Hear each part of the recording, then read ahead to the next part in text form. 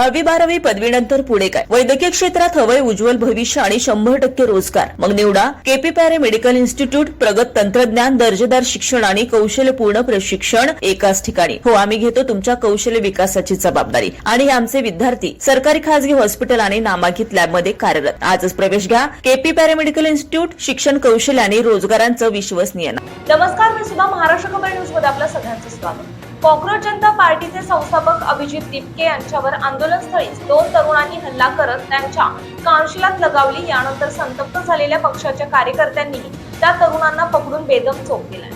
नीट paper फुटी, ढासळलेली शिक्षण व्यवस्था आणि बेरोजगारीच्या मुद्द्यावरून केंद्रीय शिक्षण मंत्री धर्मेंद्र प्रधान यांच्या राजीनाम्याची मागणी करण्यासाठी शेकडो तरुण जयपूरच्या शहीद स्मारकावर एकत्र आले होते.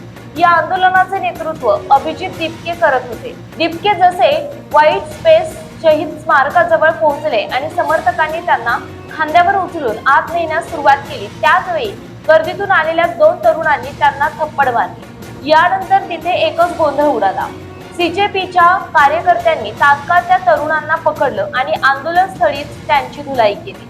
अखेर पोलिसांनी मध्यस्थी करत थप्पड मारणाऱ्या तरुणांना ताब्यात घेतलं. दरम्यान पोलिसांच्या ताब्यात असलेल्या आणि थप्पड मारणाऱ्या तरुणाने आपला संताप व्यक्त केलाय. तो म्हणाला, हे लोक जिहादी मानसिकतेचे आहेत. मी जयपूरचाच असून एक राष्ट्रवादी आहे. हा अभिजित दिपके विनाकारण देशाची दिशाभूल करतोय. पेपर फुटी हे तर फक्त एक निमित्त आहे. यावरून आंदोलनस्थळी घोषणाबाजीवरून आधीच वाद निर्माण झाला होता हे स्पष्ट होत आहे.